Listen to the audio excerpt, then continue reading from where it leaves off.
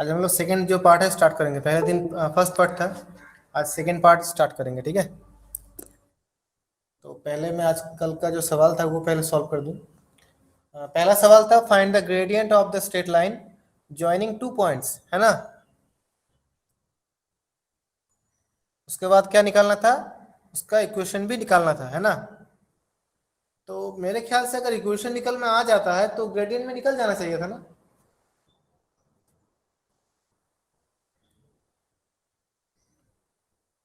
अगर मान लो कोई स्ट्रेट लाइन अगर दो पॉइंट से पासिंग थ्रू होता है x1 y1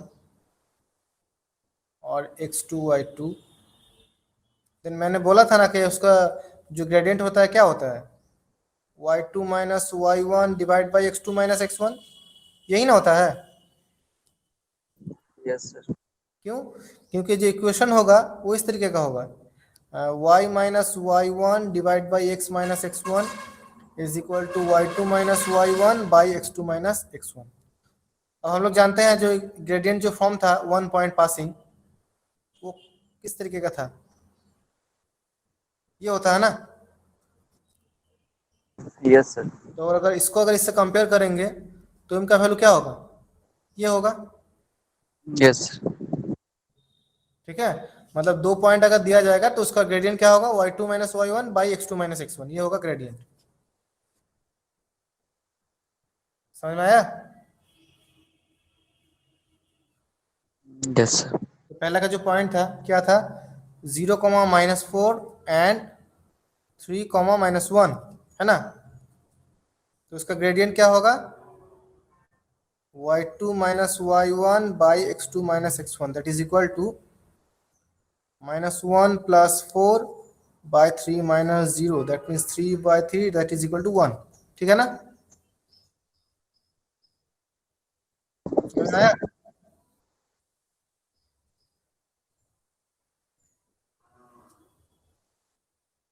यस सर, आगे समझ। ओके, तो ये हो जाएगा ग्रेडियंट। और इक्वेशन क्या होगा, y minus y1 by x minus x1 equal to y2 minus y1 by x2 minus x1, यही होता ना टू पॉइंट पासिंग का इक्वेशन।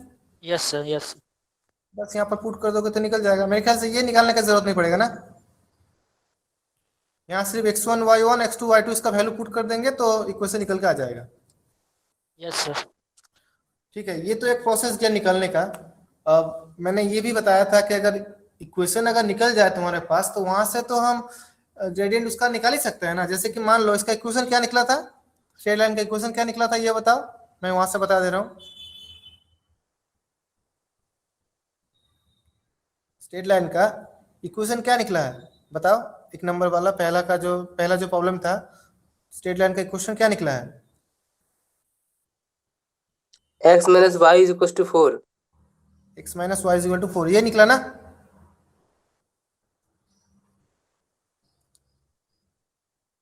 यही है ना। Okay, yes sir. हम लोग देखो इसको इस तरीके से भी लिख सकते हैं, y equal to x minus 4। Yes sir, लिख सकते हैं। तो जब हम लोग को ये मालूम है y equal to M x plus c, m क्या होता है, ग्रेडियंट। ग्रेडियंट। तो यहाँ एम कितना है, 1 है ना। y इक्वल टू 1 है एम सर। 1 इंटू एक्स, मतलब m equal to 1। Yes sir. तो यहाँ से भी हम लोग ग्रेडियंट निकाल सकते हैं ना, दोनों तो सेम होगा। मैंने बताया था इसलिए पहले ही तो मैंने बता दिया कि अगर इक्वेशन हम लोग निकाल सकते हैं तो वहां से उसका ग्रेडियंट भी आसानी से निकाल सकते हैं, बस हमको इस फॉर्म में उसको रिप्रेजेंट करना है। ठीक है, मैं और थोड़ा इसको क्लेरिफाई कर देता हूँ। मान लो एक इक्वेशन इस तरीके का है, 3x प्लस मान लो 3x minus 2y equal to 5, मान लो ये एक इक्वेशन है। क्या दिखाई दे रहा है सबको? ओके, अब ये यस सर। कौन सा फॉर्म है, ये जो नॉर्मल फॉर्म होता है ना, A X plus B Y plus C equal to 0, इस तरीके का फॉर्म है ना ये, yes sir. X plus B Y plus C equal to 0। तब यहाँ से हम अगर हमको ये बोला जाए कि स्ट्रेट लाइन का ग्रेडियंट निकालो तो फिर कैसे निकालोगे, हमको ये इस तरीके से पहले लिखना होगा। y equal to M x plus C, इस तरीके से लिखना होगा। कैसे लिखेंगे देखो, यहां से इसको इस तरह से लिख सकते हैं 3x minus 5 equal to 2y। Okay, अब 2 को डिवाइड कर दे रहे हैं, 3x minus 5/2 equal to y। समझ में आ रहा है? Yes, sir. Yes, sir. इसको हम लोग अब इस तरीके से लिखेंगे y equal to 3/2x minus 5/2। तो देखो y equal to M x plus C हो गया ना। Yes, sir. Yes, sir. तो यहाँ पर m का वैल्यू कितना है? 3/2. 3/2. तो ग्रेडियंट कितना होगा? 3/2. समझ में आया? Yes, sir. किसी भी स्ट्रेट लाइन का इक्वेशन अगर हम लोग के पास मौजूद है, उसको हम लोग को क्या करना है, y equal to M x plus C, इस तरीके से लिखना है। अगर इस तरीके से लिख पाएंगे तो हम लोग m का वैल्यू भी वहां से पता कर सकते हैं। ठीक है ना? समझ Yes, में आया? sir. ओके। Yes, अब yes. दूसरा बताओ, जो सेकंड जो प्रॉब्लम था, मेरे ख्याल से ये तो सबका हो चुका होगा, क्योंकि ये खाली इक्वेशन निकालने बोला गया है। तो पॉइंट जो होमवर्क, जो दूसरा नंबर होमवर्क है, वो मेरे ख्याल से सबका हो चुका है ना। Yes, sir. Yes, sir. हो गया, 2 नंबर हो गया सर। और तीसरा वाला? तीसरा वाला नहीं हुआ सर। तीसरा वाला नहीं हुआ, क्यों नहीं हुआ? क्या समझ में नहीं आया बताओ, किसी का भी नहीं हुआ तीसरा वाला? सर इसमें मिड पॉइंट नहीं समझ में आ रहा है। बोलो बोलो। इसमें मिड पॉइंट समझ में नहीं आ रहा है सर। इसमें लिखा है ना, find the equation of straight line which makes an angle with 60 degree x अच्छा, ये एक्सिस एंड निकालना है पासेस ना, थ्रू द मिड पॉइंट। है तो वहां से क्या निकालना होगा ये तो पता है ना। अगर angle theta equal to 60 degree है तो यहाँ से हम लोग क्या निकाल सकते हैं, ग्रेडियंट निकाल सकते हैं ना। Yes sir. क्या होगा वो, tan 60 होगा। tan 60√3। ठीक है ना, ये समझ में आया? और एक Yes, sir. कंडीशन क्या है, passing through the mid point of 2 points, मतलब 2 पॉइंट का जो मिडिल पॉइंट होगा उस पॉइंट से पास करेगा। ठीक है ना। अब हमको ये बताओ, अगर किसी स्ट्रेट लाइन का ग्रेडियंट m होता है और अगर वो x1 y1 पॉइंट से पास करता है तो उसका इक्वेशन क्या होगा, पहले हमको ये बताओ।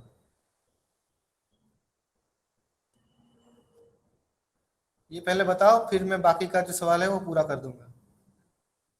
क्या सर? ग्रेडियंट m होता है और अगर वो x1 y1 पॉइंट से पास करता है तो उसका इक्वेशन क्या होगा? x1 minus x, y1 minus y. y minus y1 by x minus x1 equal to m, यही होता है ना। Yes, sir. Passing through a point and with gradient m, ये कौन सा फॉर्म है? ये कौन सा फॉर्म है? एक फॉर्म मैंने बताया था ना, slope. Slope form. Slope sir, slope point मतलब उसका स्लोप मौजूद है और एक पॉइंट मौजूद है। सर 2 पॉइंट दिया हुआ है। नहीं नहीं, मैंने एक पॉइंट दिया है। सर 2 पॉइंट है, यही 7 कर 8 और तो 3 सवाल तो -4। यही कर है ना। मैंने तो ये नहीं बताया कि वो 2 पॉइंट से पास कर रहा है, क्या मैंने ये बताया है? मैंने जो क्वेश्चन पे जो दिया हूँ वहां पर, मैंने एक बार भी वहां पर ये नोटिफाई किया हूँ कि वो दो पॉइंट से पास करेगा, ऐसा कुछ इंफॉर्मेशन है वहां पर? यस और नो? अच्छा, मैं सवाल एक बार दिखा दे रहा हूँ तब शायद क्लियर हो जाएगा। सर इसमें 2 पॉइंट्स लिखा है सर, पासिंग थ्रू 2 पॉइंट है। नहीं नहीं, passing through the mid point of 2 points. अच्छा सर, मतलब ये दोनों के मिड पॉइंट्स है ना। दोनों का जो मिड पॉइंट होगा उस पॉइंट से पास करेगा, मतलब ओके पासिंग सर। थ्रू एक ही पॉइंट होगा, दोनों पॉइंट से नहीं। मैंने ये तो नहीं बताया ना कि ये दोनों पॉइंट से पास होगा, ये मैंने नहीं बताया। मैंने ये बताया है कि इन दोनों का जो मिडिल पॉइंट होगा उस पॉइंट से पास करेगा। समझ में आ रहा है? Yes sir. Okay. Yes sir. पहले हमको क्या करना है, इसका जो मिडिल पॉइंट होगा पहले हमको वो निकालना होगा, है ना। Yes sir. तो ये बताओ, 2 पॉइंट का मिड पॉइंट कैसे निकाला जाता है, ये बताओ पहले। x1 x2 plus minus x2. x1 by 2, y2 minus y1 by 2. नहीं नहीं, माइनस नहीं होता है, प्लस होता है। Yes, sir. x1 plus x2 by 2. by 2 and y1 plus y2 by 2, ये होता है mid point. Yes sir. Yes ठीक है, तो मैंने एक बार पॉइंट में लिख लेता हूं यहाँ पर। कौन सा पॉइंट था? 7, 8 और 3 - 4, ठीक है ना। तो इसका मिड पॉइंट क्या होगा? 7 7 + plus 3 by 2 by by 2 and 8 - 4 by 2। तो ये क्या होगा? 5, 2। Is it clear? yes sir. तो अब देखो, पूरा डाउट मेरे ख्याल से क्लियर हो चुका होगा। Gradient m and passing through this point, है ना। तो इक्वेशन क्या होगा? y - y1 2 divide by x - x1 by is equal to m। Is it clear? yes sir. Okay, इसको क्रॉस मल्टीप्लाई कर दो। √3x - 5√3 is equal to y - 2। That means √3x - y is equal to 5√3 - 2। ये हो जाएगा हमारा equation. अब समझ में आया सबको? Yes, sir. Yes. ओके, तब किसी का डाउट नहीं है ना? तो फिर आगे बढ़े। आज का लेसन टॉपिक, आज का जो टॉपिक है वो स्टार्ट करें।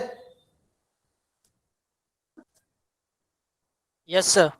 ओके, तो चलो आज का जो रिमेनिंग और भी स्टेट लाइन का और भी बहुत सारा टॉपिक है। ऐसा नहीं कि एक ही दिन में ये पूरा टॉपिक जो है वो खत्म हो जाएगा, क्योंकि स्टेट लाइन का बहुत सारा वहाँ पर इंफॉर्मेशन हम लोग को चाहिए सॉल्व करने के लिए। तो मैंने पहले दिन जो बताया था, सिर्फ स्ट्रेट लाइन का इक्वेशन किस तरीके का होता है मैंने ये बताया था। और भी इसके अलावा और भी बहुत सारा कंडीशन है स्ट्रेट लाइन का इक्वेशन का, वो हम लोग आज डिस्कस करेंगे, ठीक है।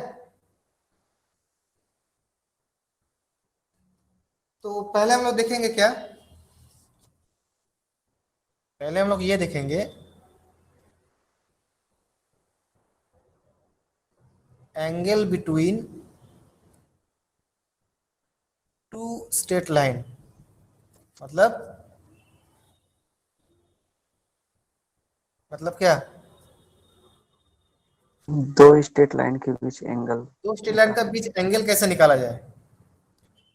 तो मान लो ये जो है हमारा कोऑर्डिनेट है, ये एक स्ट्रेट लाइन है और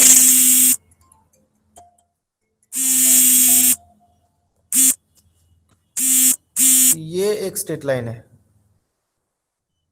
मान लो।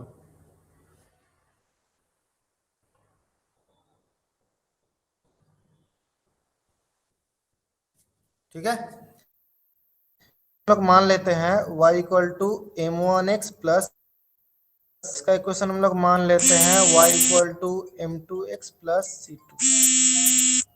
अच्छा एक मिनट, मान लो ये जो स्ट्रेट लाइन है, पहला जो स्ट्रेट लाइन, इसका एंगल मान लो θ1। क्या है एंगल? θ1। ठीक है। सेकेंड जो एंगल है ये मान लो θ2।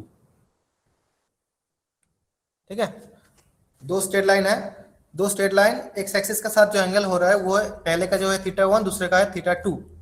अब हमको क्या निकालना है? इन दोनों स्ट्रेट लाइन का बीच का जो एंगल होगा वो हमको निकालना है ना। यस। तो मान लो वो थीटा है, ठीक है, मान लो ये जो एंगल है थीटा है। अब हमको थीटा निकालना है। तो ये बताओ, यहाँ से कुछ थीटा, θ1 और θ2, इन तीनों के बीच एक रिलेशन है। क्या किसी को समझ में आ रहा है वो रिलेशन क्या है? क्या किसी को भी ये समझ में आ रहा है? Alternative Theta angle. two, θ2 बोलो। Equal to theta, θ2 equal to theta, alternate angle. theta two is equal to theta one plus theta good. plus. मतलब ये अगर एक ट्रायंगल होता है, किसी एक साइड को अगर हम एक्सटेंशन करेंगे तो जो एक्सटीरियर जो एंगल होगा वो क्या होगा? इंटरनल जो ऑपोजिट एंगल होगा उन दोनों से सम का जो है उसका साथ इक्वल होगा, है ना। Yes. ये मान लो θ2 Yes, sir. है, ये थीटा है और ये θ1 है। तो यहाँ से क्या बोल सकते हैं? θ2 = थीटा प्लस θ1, ये बोल सकते हैं ना। Yes, sir. Yes. तो यही देखो यहाँ पर भी वही हो रहा है, ये एक्सटीरियर एंगल है और ये इंटीरियर ऑपोजिट एंगल है ना। Yes, Yes, sir. sir. यहाँ से हम लोग ये बोल सकते हैं θ2 इक्वल्स टू θ1 प्लस थीटा, यहाँ से बोल सकते हैं, है ना। तो यहाँ से अगर हम लोग निकालेंगे थीटा इक्वल टू क्या होगा, θ2 माइनस θ1। ठीक है, अब Yes, हमको sir. क्या लेना है, दोनों साइड टेंजेंट लेना है। मतलब tan थीटा इक्वल टू क्या होगा, tan θ2 सर माइनस θ1। हाँ बोलो, सर फिगर समझ में नहीं आया। कौन सा फिगर बताओ, ये ऊपर वाला सर। ये वाला, ये कि ये ऊपर सर, ऊपर वाला, हाँ वो समझ वाला। में आया? हाँ सर ये वाला, ऊपर वाला सर। तो इसको इसका कंपेयर करो, ये एक ट्रायंगल है ना, हाँ ये एक्सटेंशन कर रहे हैं हम साइड को, यस सर। तो ये एक्सटीरियर एंगल हो जाएगा ना, और ये हाँ इंटीरियर सर। अपोजिट एंगल इसके हिसाब से। Yes sir. ठीक है, तो रिलेशन क्या होगा, θ2 इक्वल टू θ1 प्लस थीटा होगा ना। Yes sir. वही चीज यहाँ पर भी हम लोग बोल रहे हैं। ठीक है, दो स्ट्रेट लाइन तो पास हम लोग का पास मौजूद है, एक है सर पहले का ये जो जो straight लिखे line हैं है, y is equal to m1x plus. हाँ ये हाँ सर। ये तो इक्वेशन है स्ट्रेट लाइन का। मैं पहले का इक्वेशन जो है वो मान लो y equal to m1x plus c1, और दूसरे का मान लो y equal to m2x plus c2। ये दोनों इक्वेशन है, जस्ट एक इक्वेशन। ठीक है, ओके सर, ठीक ठीक है। है। तब यहाँ से और भी बहुत सारा चीज हमको जानना है, साइड में यहाँ पर कर रहे हैं। ये पहला इक्वेशन है y equal to m1x plus c1, समझ में आ रहा है। Yes sir. और पहले का जो एंगल है वो कौन सा एंगल है, θ1 है ना। Yes sir. तो यहां से हम लोग बोल सकते हैं ना m1 इक्वल टू tan θ1, यही तो होता है ना ग्रेडियंट का relation, Yes, sir. tan theta equal to gradient होता है ना। Yes, sir. तो पहला इक्वेशन का ग्रेडियंट कितना होगा, m1 that is equal to tan θ1, और दूसरे यस का सर। क्या होगा, m2 equal to m2। tan θ2, है ना। समझ में आया, ओके। अब आगे बढ़ते हैं, tan थीटा इक्वल टू, ये देखो किसी फॉर्मूला हो रहा है ना tan a माइनस बी का, Yes. क्या फॉर्मूला होता है, 10a plus 10. tan θ2 minus tan θ1 divide by 1 plus tan 10 θ2 into tan 10. θ1, that is plus minus, ये हो जाएगा m2 minus m1 divide by 1 plus m1 m2। Is it clear. Yes, sir. तो यहां से हम लोग बोल सकते हैं theta equal to tan inverse plus minus m2 minus m1 by 1 plus m1 m2। अब ये बताओ, यहां से यहां पर प्लस माइनस साइन हम लोग क्यों दे रहे हैं, कोई बता सकता है। यहां पर तो कहीं भी रूट नहीं किया ना, No, sir. स्क्वायर रूट किया है, नहीं किया है, तो फिर यहां पर प्लस माइनस क्यों दे रहा है, क्योंकि ये जो एंगल हम क्या है θ1 और θ2, यहाँ पर तो ये मालूम नहीं है कि कौन सा बड़ा है, θ1 बड़ा है या θ2 बड़ा है, ये हमको यहाँ से मालूम नहीं है, इसलिए प्लस माइनस दे रहा है। क्योंकि ये जो है ऊपर m2 माइनस a1, इसका मतलब है दोनों का डिफरेंस निकालना है, नॉट m2 माइनस m1 और नॉट m1 माइनस m2। मतलब अगर मान लो m1 अगर 2 है और m2 अगर 1 है, तो हम लोग 2 माइनस 1 ही करेंगे। ठीक है, उसी तरह से मान लो m2 इक्वल टू 3 है और m1 इक्वल टू 1 है, तो यहाँ पर क्या करेंगे, m2 माइनस m1 करेंगे, 3 माइनस 1 करेंगे। मतलब हमेशा क्या करेंगे, बड़ा से छोटा को ही माइनस करना है, क्योंकि यहाँ पर तो मालूम नहीं पड़ रहा ना कौन सा बड़ा है कौन सा छोटा है। Yes, sir. यहाँ पर तो हमको ये मालूम नहीं पड़ रहा कि कौन सा बड़ा है कौन सा छोटा है, इसीलिए हमको यहाँ पर प्लस माइनस साइन देना होता है। ठीक है, मतलब कहीं भी अगर नेगेटिव भी यहाँ पर आ भी जाए तो यहाँ पर आखिर में क्या हो जाएगा, पॉजिटिव भी हो जाएगा। ठीक है, समझ में आया। Okay, sir. Yes, sir. Okay, तो ये हो जाएगा हमारा दो स्ट्रेट लाइन का बीच एंगल निकालने का या फिर एंगल मेजरमेंट करने का फॉर्मूला। ठीक है, अब इसको एक एग्जाम्पल पे दे देते हैं किस तरह से समझ में जाएगा तब। मान लो ये एक स्ट्रेट लाइन में बोल रहा हूं यहाँ पर y equal to 3x plus 5, ये पहला स्ट्रेट लाइन है, एंड y इक्वल टू मान लो 2x प्लस मान लो 1, ये दूसरा स्ट्रेट लाइन। अब दोनों का बीच एंगल निकालना है, फाइंड द एंगल। तो कैसे निकालेंगे एंगल बताओ अभी फॉर्मूला से। So theta equal to tan inverse plus minus तो यहाँ से बताओ m1 इक्वल टू कितना होगा 3 और यहाँ से m2 इक्वल टू 2 sir 2। तो थीटा इक्वल टू क्या होगा tan inverse plus minus m2 minus m1 by 1 plus m1 m2। Is it clear? yes sir तो ये हो जाएगा हमारा tan inverse plus minus 2 minus 3 by 1 plus 2 into 3। So tan inverse plus minus minus 1 by 7 ना। yes तो ये हो जाएगा हमारा tan इनवर्स, यहाँ पर माइनस है तो यहाँ पर माइनस लेंगे, माइनस माइनस प्लस हो जाएगा, मतलब यहाँ पर हमेशा प्लस ही करना है। ठीक है ना, इसलिए देखना कभी अगर तुम कभी किसी का भी बुक्स अगर फॉलो करोगे तो यहाँ पर देखना कभी कभी ये जो है ये जो साइन है ना माइनस, ये माइनस नहीं दिया होता है, ये डिफरेंस दिया होता है, डिफरेंस इस तरीके से। बहुत सारा बुक में ऐसा भी मतलब सिंबल दिया जाता है, इसका मतलब है डिफरेंस नॉट माइनस, दोनों का भी डिफरेंस कितना है, समझ में आ रहा है? that means always positive आएगा वो तो। हाँ ऑलवेज पॉजिटिव, अगर हम यहाँ पर माइनस देंगे तो यहाँ पर प्लस माइनस देना होगा, और अगर डिफरेंस देंगे तो फिर प्लस माइनस नहीं देना है। सर मतलब 2 और 1 दोनों का बीच डिफरेंस कितना है 1 ही है ना। yes सर हाँ बताओ बोलो सर वन टाइम फिर से बताइए, मैं लेफ्ट हो गया था। कौन सा बताओ। टेन थीटा इज अच्छा, इक्वल ये टू समझ में टेन आया ना इनवर्स। फॉर्मूला, यस सर, वहां तक थे। वहां तक जब आ गया है तब यहाँ पर देखो दो दो इक्वेशन मैं यहाँ पर डाला हूँ, अब इन दोनों के बीच एंगल निकालना है। ठीक है, तो पहले का जो मैं m1 है वो 3 है ना, y equal to m1x plus 3 n c, तो यहाँ पर m1 इक्वल टू 3 पहले का ग्रेडियंट, और दूसरे का इक्वेशन का ग्रेडियंट कितना होगा 2। समझ में आ रहा सर है? ये नहीं पता था, बोलो वहां तक नहीं पहुंचे। क्या बोल रहे हो, समझ में नहीं आ रहा, ठीक तरह से बोलो। सर ग्रेडियंट 3 लाए, वहां नहीं थे हम, वहां हाँ, तो मतलब वहां y equal to 3x plus 5 ये एक इक्वेशन है, तो Yes, उसका sir. ग्रेडियंट कितना होगा y इक्वल टू mx होता है ना, यस सर, तो m जो 3 होगा वही ग्रेडियंट होगा, यस सर 3 तो होगा। उसका ग्रेडियंट कितना है 3, और दूसरे Yes. का ग्रेडियंट कितना होगा 2। 2 तो दोनों को हम बस नोटिस करने के लिए m और m2 दिए हैं।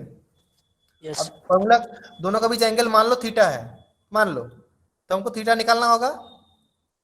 थीटा इक्वल टू क्या होगा tan inverse m2 minus m1 by 1 plus m1 m2, यही होगा ना। Yes sir. बस इसका वैल्यू यहाँ पर पुट कर देना है, m2 कितना है 2, m1 कितना है 3, बस वहां पर 3 और 2 पुट कर दिया, यस सर। तो कैलकुलेशन करने के बाद ये होगा। ठीक है, Yes. मैंने ये करने के बाद आखिर में यही बात बताई हूँ एक बार कि किसी किसी किताब में ये माइनस नहीं दिया होता है, वो इस तरीके से डिफरेंस दिया होता है। डिफरेंस मतलब दोनों के बीच अंतर, नॉट माइनस। ठीक है, अगर हम 3 से 2 से 3 को माइनस करेंगे तो कितना होगा -1 होगा ना। yes लेकिन अगर ये बताए 2 और 3 का डिफरेंस कितना है तो ये कितना होगा, ये 1 ही होगा, मतलब दोनों के बीच अंतर कितना है, एक घर का ही अंतर है ना। yes ठीक है, यही होता है डिफरेंस और माइनस का बीच अंतर, ये होगा डिफरेंस। किसी किसी किताब में ये डिफरेंस सिंबल भी दिया होगा, तो वहां पर प्लस माइनस नहीं होगा, और अगर यहाँ पर माइनस डालेंगे तो फिर ये प्लस माइनस देना होगा। ठीक है, मतलब किसी किसी किताब में ये इस तरीके से भी होता है, tan inverse m1 difference m2 by 1 plus m1 m2। बहुत सारा किताब में यह भी होगा। समझ में आ रहा है मैं क्या बोल रहा हूं? क्योंकि दोनों दो नंबर के बीच अगर हमको डिफरेंस निकालने बोला जाए तो उसमें सिंबल नहीं होता है। क्या बताया मैंने?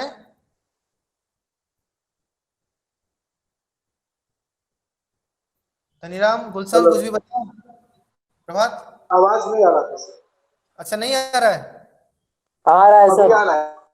अच्छा, मैंने यही बताया कि अगर दो नंबर के बीच डिफरेंस निकालने बोला जाए तो डिफरेंस में कोई सिंबल नहीं होता है, प्लस या माइनस नहीं होता है। ठीक है, लेकिन अगर कहीं भी सब्सट्रैक्ट करने को बोला जाए तो उसमें फिर सिंबल आ सकता है, प्लस या माइनस आ सकता है। जैसे कि मैंने यहाँ पर एक एग्जाम्पल हमने डाला था अभी। मान लो 4 माइनस 7 कितना होगा? -3। -3 होगा सर। लेकिन अगर हम लोग ये बताए डिफरेंस इसका 4 3 और होगा। 7 का डिफरेंस कितना है तो कितना होगा? सिर्फ 3 होगा। 3। 3 होगा, मतलब दोनों के बीच कितने घर का अंतर है? 3 घर का अंतर है ना, 3 पग का अंतर है। उसमें प्लस या माइनस नहीं आता है। ठीक है, जब माइनस करेंगे तब सिंबल का बाद आ जाएगा, कौन सा बड़ा है कौन सा छोटा है, ये साइन तब आ जाता है। लेकिन अगर डिफरेंस डालेंगे तो उसमें कोई सिंबल नहीं आता है, सिर्फ नंबर होगा। ठीक है, सर तो हम डायरेक्टली मॉड नहीं डाल सकते हैं सर? मॉड ऑलवेज में पॉजिटिव है। डाल सकते हो, हाँ मॉड में भी डाल सकते हो, तब भी एक ही बात है, वहां पर भी प्लस ही हो जाएगा आखिर में। ठीक है ना? अगर अगर दोनों को अगर मॉड में डाल देंगे तो अंदर अगर माइनस भी आए तो आखिर में वो प्लस ही हो जाएगा। Yes sir. ठीक है ना? लेकिन मॉड कब डाला जाता है? जब दो अलग अलग वैल्यू को हम लोग एक साथ लिखते हैं ना, तभी मॉड डाला जाता है, नहीं तो नहीं डाला जाता है। ठीक है, लेकिन यहाँ पर हम लोग एक ही वैल्यू यूज करेंगे, दो वैल्यू यूज नहीं करना है। एंगल में एक ही वैल्यू यूज करना है, दो नहीं। ठीक है, मतलब ये भी पूछ सकते हो सर तो फिर दो एंगल भी तो हो सकता है ना? हाँ हो ही सकता है, क्योंकि अगर हम लोग स्ट्रेट लाइन को इस तरह से अगर इंटरसेक्ट करेंगे तो देखो एक ये एंगल आएगा और एक ये एंगल आएगा ना। Yes sir. तो हम लोग अगर बोलेंगे कि दो स्ट्रेट लाइन के बीच एंगल निकालो तो वो ये एंगल भी हो सकता है या फिर ये एंगल भी हो सकता है ना। Yes yes sir. सर। तो तब ये प्लस माइनस काम पे आएगा, एक में प्लस और एक पे माइनस। ठीक है, लेकिन नॉर्मली हम लोग जब भी स्ट्रेट लाइन, दोनों स्ट्रेट लाइन का बीच एंगल निकालेंगे तो वो प्लस वाला ही हमेशा लेंगे, नेगेटिव वाला नहीं लेंगे। क्लियर हो गया ना सबका? Yes sir. सर एक और चीज पूछना था सर, हाँ कहीं बताओ। कहीं जैसे इक्वल दिखाते हैं ना तो दो पैरेलल लाइन से दिखाते हैं, तो हाँ, कहीं कहीं सर 3 पैरेलल लाइन से, इसका मतलब क्या है? 3 पैरेलल लाइन है। यस रहता है, इक्वल के जगह पे 3 पैरेलल लाइन को इक्वल के रूप में हाँ, डिनोट ये करके दिखाते हैं। Yes sir. ये होता है यस। इक्विवेलेंट। इक्विवेलेंट, इसको हम लोग इस तरीके से भी लिख सकते हैं, इक्विवेलेंट, या फिर इस तरीके से भी लिख सकते हैं। ठीक है, ये होता ओके है इक्विवेलेंट का सिंबल, 3 लाइन। ठीक है, ओके सर। या फिर इस तरीके से भी लिख सकते हैं, इक्विवेलेंट। ठीक है ना? Okay, okay sir. ठीक है, तो फिर चलो और आगे बढ़ते हैं हम लोग। ये तो एंगल हो गया। अब यहीं से हम लोग और भी बहुत सारा कंडीशन यहाँ से निकाल सकते हैं। जैसे कि एकदम सबसे कॉमन एक कंडीशन होता है, एकदम सबसे कॉमन जो बहुत ज्यादा यूज होता है, बहुत सारा जब हम लोग प्रॉब्लम करने जाएंगे, सॉल्व करने जाएंगे तो ये जो कंडीशन होगा ये बहुत बार यूज होता है। वो देखता हूँ कैसे। जैसे कि मान लो दो स्ट्रेट लाइन का बीच एंगल जो है वो कैसा है? Theta equal to tan inverse m1 difference m2 by 1 plus m1 m2, यही हो रहा है ना? Yes sir. ठीक है, तो अगर मान लो मान लो अगर ये 0 हो जाए तो अनडिफाइंड हो जाएगा, नो सॉरी 1। -1 हो जाएगा ना? Yes sir. तो यहां से एंगल कितना निकल के आएगा?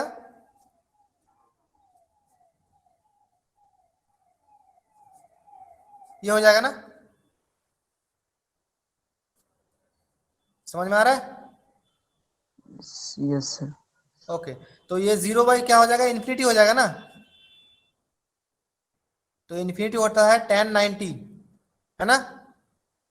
Yes yes sir. तो एंगल कितना होगा, एंगल कितना होगा, 90 डिग्री। 90 डिग्री। स्ट्रेट लाइन कैसा होगा, परपेंडिकुलर होगा ना, यस सर। इस तरीके से होगा। Is it clear? Yes sir. समझ में आ रहा है? तो ये एक बहुत ही इंपॉर्टेंट एक कंडीशन है, बहुत ही इंपॉर्टेंट, मतलब बहुत ज्यादा यूज होता है, condition of perpendicularity, condition of perpendicularity. वो क्या है कंडीशन, कंडीशन ये है m1 m2 इक्वल टू -1 होगा, ठीक है ना, समझ में आया? यस मतलब सर। अगर जो स्ट्रेट लाइन परपेंडिकुलर है तो हम लोग क्या बोल सकते हैं, दोनों का जो ग्रेडियंट होगा उसका प्रोडक्ट -1 होगा, ठीक है ना, यस सर। समझ में आ रहा है? Yes sir. उसी तरह से ये जो रूल्स है ये वाइस वर्सा है। वाइस वर्सा मतलब अगर m1 m2 इक्वल टू -1 होता है तो हम लोग बोल सकते हैं कि दो स्ट्रेट लाइन क्या होगा, परपेंडिकुलर होगा, ठीक है? Yes sir. तो ये वाइस वर्सा है, समझ में आ रहा है, condition of Yes, sir. Perpendicularity. Okay, उसी तरह से अब ये दूसरा कंडीशन है, यहीं से निकल के आएगा। अब मान लो m1 डिफरेंस जो m2 है ये 0 हो जाएगा, ये 0 हो जाए तो फिर क्या होगा, m1 इक्वल टू m2 हो जाएगा ना। Yes sir. तो फिर मान लो अगर ऊपर का 0 हो जाए तो फिर क्या हो जाएगा, tan इनवर्स 0 हो जाएगा ना, yes sir. That is tan inverse tan 0, that is 0 degree. Yes sir. अब 0 डिग्री मतलब कैसा लाइन होगा, पैरेलल, है ना? तो ये सेकंड कंडीशन, ये हो जाएगा सेकंड कंडीशन, कंडीशन ऑफ पैरेललिटी। क्या हो जाएगा, m1 इक्वल टू m2 होगा, मतलब दोनों का ग्रेडियंट क्या होगा, सेम। समझ में आ रहा है? Yes sir. सर ऐसा भी तो हो सकता है ऐसे पैरेलल नहीं हो, उस पर लाइक करे, एक ही लाइन पर दूसरा लाइन हो, वही हाँ, हो गया क्या? वो कंडीशन भी, पैरेललिटी भी आ गया, दोनों कंडीशन सेम ही होगा, ठीक है? मैं वो भी बता दूंगा कुछ देर बाद, मैं वो बता दूंगा। अगर दो स्ट्रेट लाइन पैरेलल होता है या फिर एक ही लाइन के ऊपर होता है तो क्या होगा, दोनों का ग्रेडियंट सेम होगा। समझ में आया ना? Yes sir. उसी तरह से हम लोग ये भी बोल सकते हैं, अगर दोनों का ग्रेडियंट सेम होता है तो क्या बोल सकते हैं हम लोग, बताओ गुलशन बताओ, अगर दो स्ट्रेट लाइन का ग्रेडियंट अगर सेम होगा तो हम लोग क्या बोल सकते हैं, गुलशन या पैरेलल होगा फिर सर।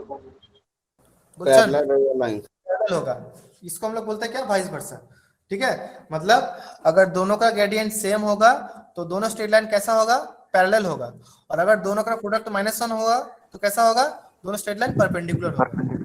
ये दो कंडीशन बहुत ही ज्यादा जरूरत पड़ता है जब हम लोग सॉल्व करने जाएंगे प्रॉब्लम, खास करके ये तो कभी कभी प्रूफ में भी दिया जाता है, ये जो फॉर्मूला है कभी कभी प्रूफ में भी दिया जाता है, ठीक है? ओके, तो ये हो जाएगा ग्रेडियंट का रूल्स।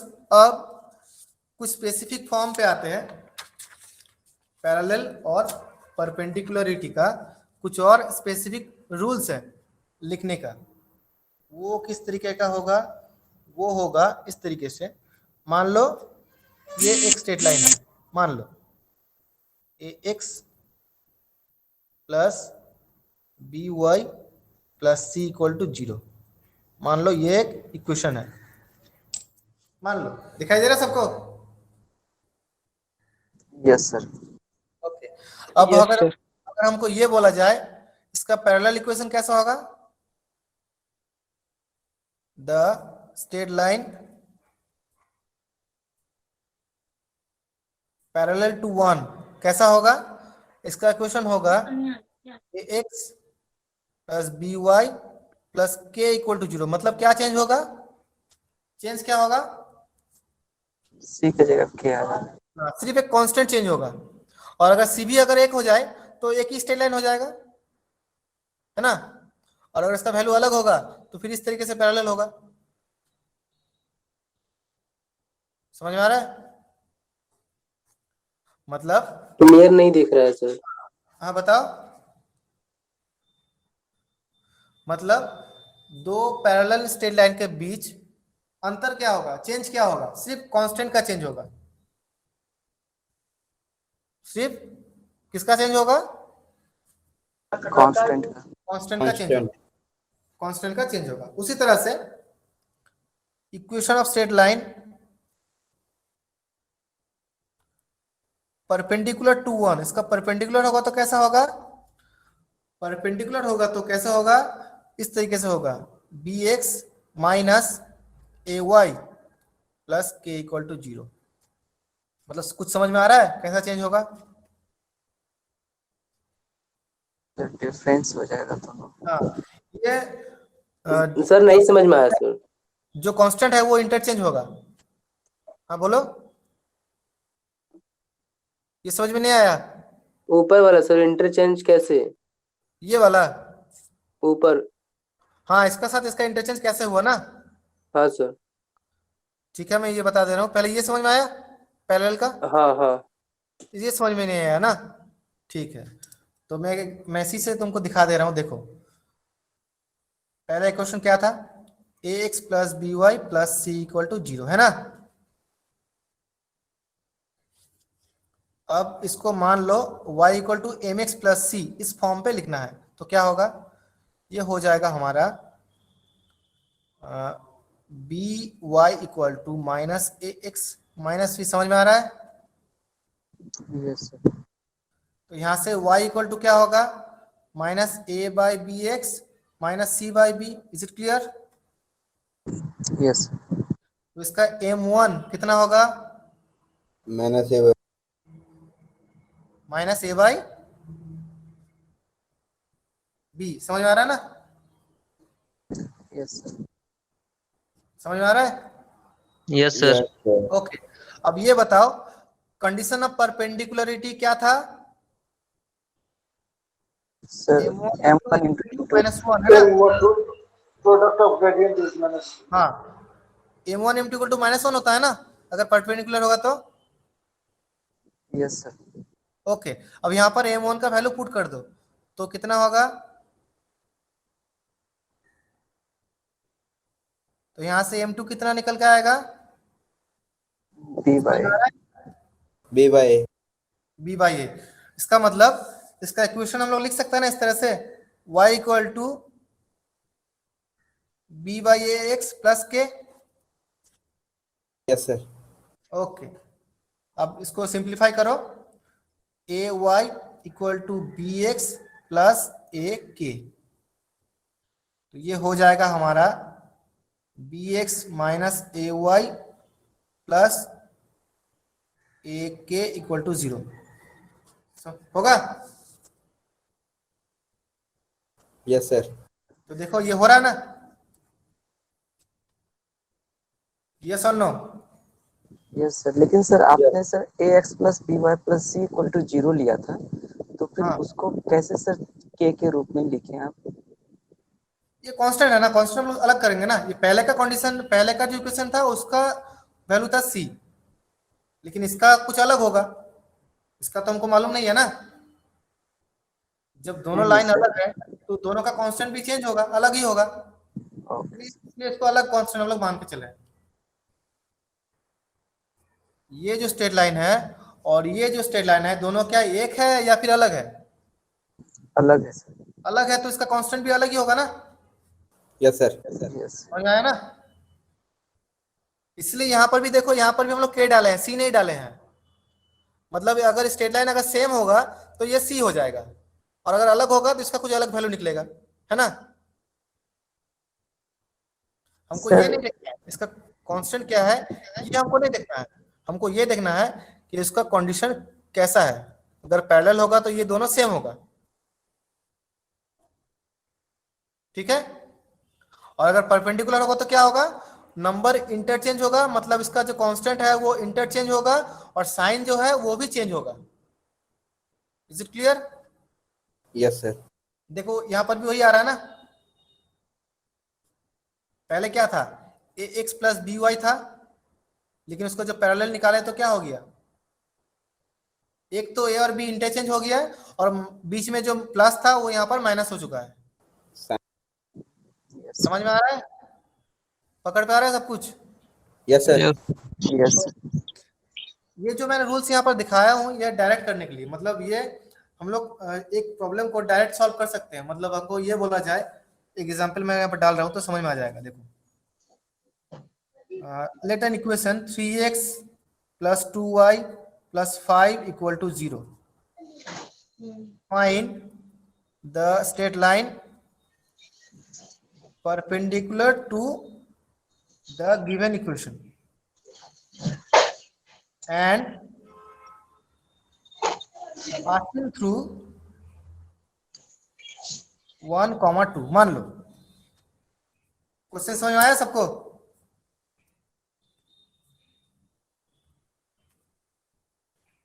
क्या क्वेश्चन सबको समझ में आ रहा है?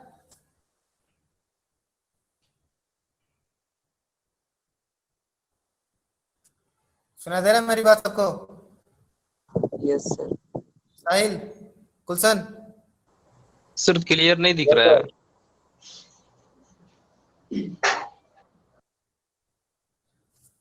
ओके, मैंने ये बताया 3x plus 2y plus 5 equal to 0, इसका परपेंडिकुलर स्ट्रेट लाइन का इक्वेशन क्या होगा, जो स्ट्रेट लाइन एक दो पॉइंट से पास कर रहा है।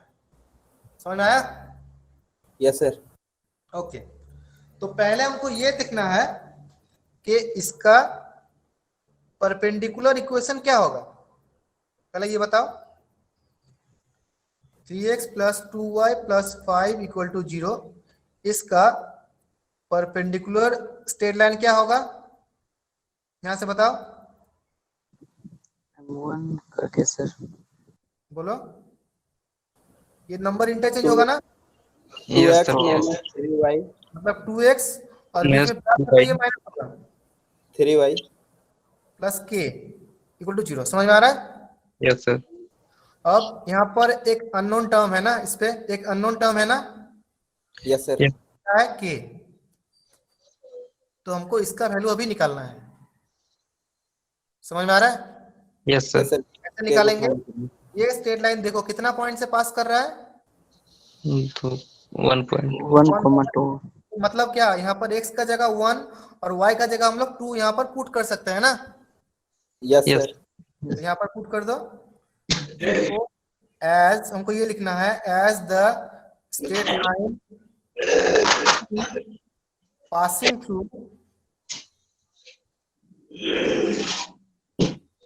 passing through 1, 2, therefore it will be satisfy the equation. Therefore 2 into 1 minus 3 into 2 plus k equal to 0। तो यहां से k का वैल्यू क्या होगा, 4। 6 minus 2 यानी कि 4, यानी कि हम लोग का इक्वेशन क्या हो रहा है, therefore the equation is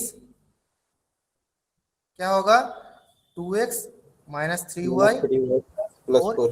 समझ में आ रहा है? Yes sir. इसी तरह से सेम, इसी तरह से हम लोग पैरेलल इक्वेशन भी निकाल सकते हैं। कैसे निकालेंगे, सेम चीज, मान लो इसी को हम लोग पैरेलल पे निकालेंगे। मान लो 3x plus 2y plus 5 equal to 0। Find the equation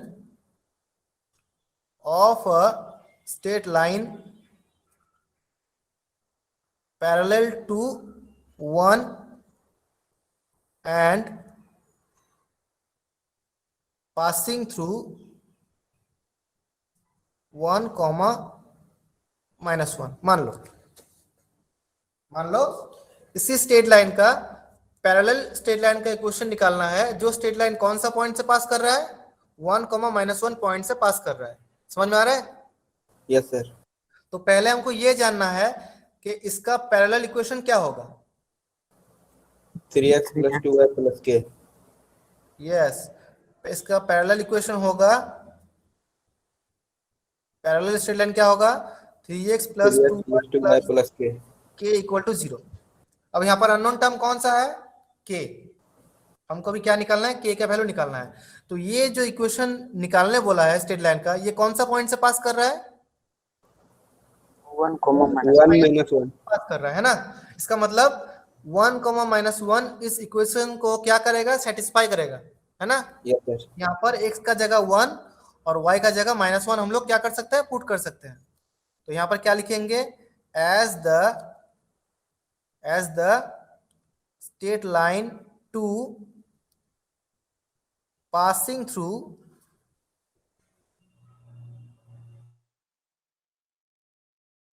sir 4।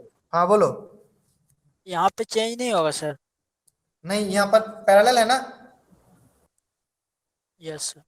अभी हमने बताया था ना, पैरेलल इक्वेशन कैसा होगा, सेम होगा, खाली कांस्टेंट चेंज होगा। और Yes. परपेंडिकुलर जब होगा तो वो क्या होगा, नंबर जो Change इंटरचेंज होगा। होगा बीच में माइनस होगा। मतलब अगर प्लस रहेगा तो माइनस होगा, माइनस रहेगा तो प्लस होगा। समझ में आ रहा है? ठीक है, तो इसलिए यहाँ पर दोनों सेम है। तो यहाँ पर अभी ये जो स्ट्रेट लाइन है, ये कौन सा पॉइंट से पास कर रहा है, 1 -1। तो यहाँ पर 1 -1 हम लोग पुट कर सकते हैं, x into 1 plus 2 into -1 plus k equal to 0। तो यहाँ से k कितना होगा, -1. -1। Therefore, the equation is 3x plus 2y minus 1 equal to 0। समझ में आया? Yes, sir. तो इस तरीके से हम लोग स्ट्रेट लाइन का इक्वेशन हम लोग निकाल सकते हैं। समझ में आया ना? अभी भी स्ट्रेट लाइन का बहुत सारा चीज हमको जानना है, तो कुछ एग्जांपल मैं दे रहा हूँ यहाँ पर तुम लोग को करने के लिए। घर पे तुम लोग ये कोशिश कर सकते हो। Number 1, find the equation of the straight line which is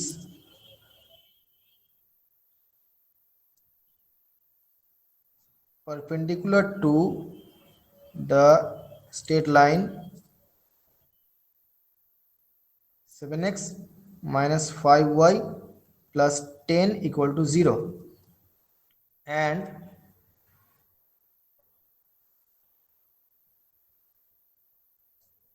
passes through 0, 5। और question number 2, find the equation of the straight line which is parallel to 7x minus 3y plus 4 equal to 0 and passing through -3, 2। समझ में आ रहा है? Yes, sir. और एक question, find the angle between the straight line 3x minus 2y plus 1 equal to 0 and 4x plus 7y minus 10 equal to 0। और एक equation मैं यहाँ पर डाल रहा हूँ, prove that the two straight line 3x plus 2x plus 3y plus 7 equal to 0 and